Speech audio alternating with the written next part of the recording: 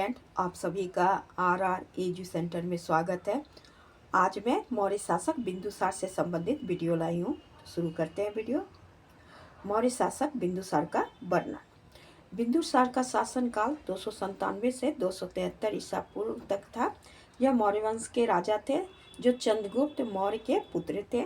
जैन साहित्य के अनुसार बिंदुसार की माता का नाम दुर्धरा था।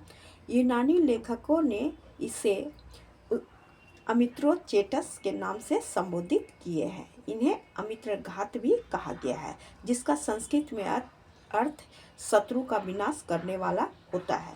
बिंदुसार को अमित्रघात, सिंहसेन, भद्रसार, अजातशत्रु, बरिशार भी कहा गया है।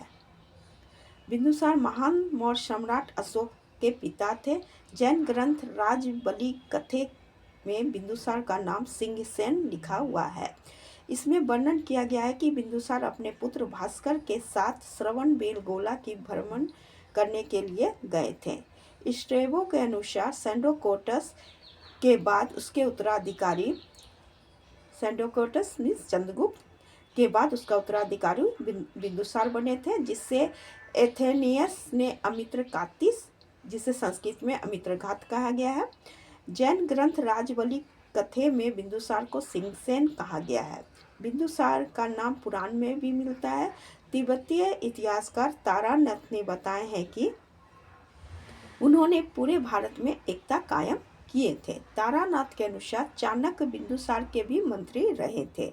इस कथन की पुष्टि जैन ग्रंथ परिशिष्ट पर्वन से भी होती है।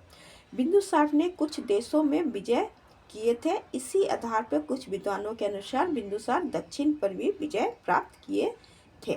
दिव्य वदान के अनुसार तक्षशिला राज में बिंदुसार के समय 2 बार विद्रोह हुए थे। प्रथम विद्रोह को शांत करने के लिए बिंदुसार ने अपने बड़े पुत्र सुसीम को भेजे थे और दूसरी विद्रोह को शांत करने के लिए अपने दूसरे पुत्र अशोक को कुमारमत्य बनाकर वहां भेजे थे।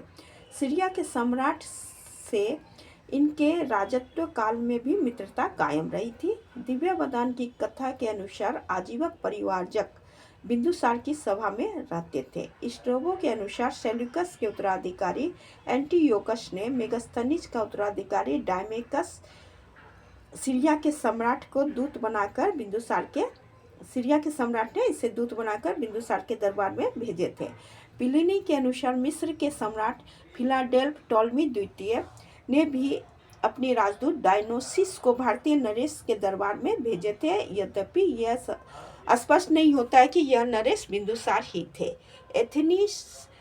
एथेनियस ने सीरिया के सम्राट एंटीयोकस प्रथम सोटर तथा बिंदुसार के साथ पत्र व्यवहार का वर्णन किए हैं।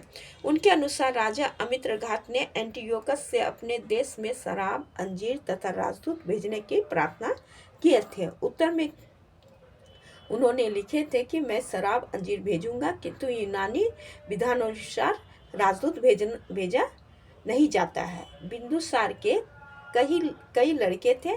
अशोक के 5वें शिलालेख में लिखा है कि अशोक के कई भाई बहन थे। दिव्य वदान में केवल 2 पुत्र सुसीम तथा विगत शोक का नाम मिलता है। सीली ग्रंथ महावंश के अनुसार बिंदुसार की 16 पत्नी से कुल 101 पुत्र हुए थे, जिसमें सुसीम, अशोक, अत्तिस्य का प्रमुख उल्लेख मिला है। इनमें अशोक और अत्तिस्य एक ही माँ के पुत्र थे। पुत्र होने का वर्णन दिया गया है। एक ही माँ के पुत्र सुबुदांगी के बेटे थे और सुसीम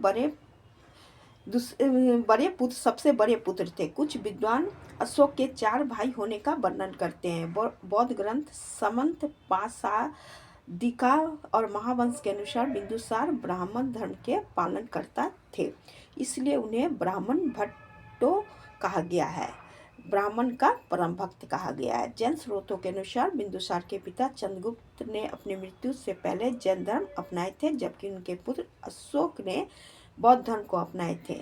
सांची स्तूप के एक अवशेष में बिंदुसार का संबंध को बौद्ध धर्म के साथ जोड़ा गया है। हालांकि उनके दरबार में अन्य धर्म के लोग भी रहते थे। आजीवक धर्म के कई स्रोतों और विद्वानों के अनुसार बिंदुसार आजीवक संप्रदाय से जुड़े हुए थे और उसके अनुयायी थे, जो नियतिवाद में विश्वास करते थे। उनके दरबार में आजीवक ज्योतिष पिंगल वत्स रहते थे, जिन्होंने अशोक की भविष्यवाणी की थी कि बिंदुसार के बाद वह अशोक शासक बनेगा।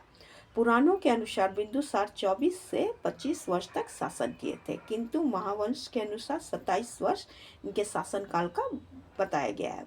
राधा मुकुंद मुखर्जी के अनुसार बिंदुसार की मृत्यु 272 ईसा पूर्व बताया गया है, किंतु कुछ अन्य विद्वानों का मानना है कि बिंदुसार का मृत्यु 270 ईसा पूर्व हुई थी। बिंदुसार से संबंधित मेरा वीडियो यहीं तक था। Thank you.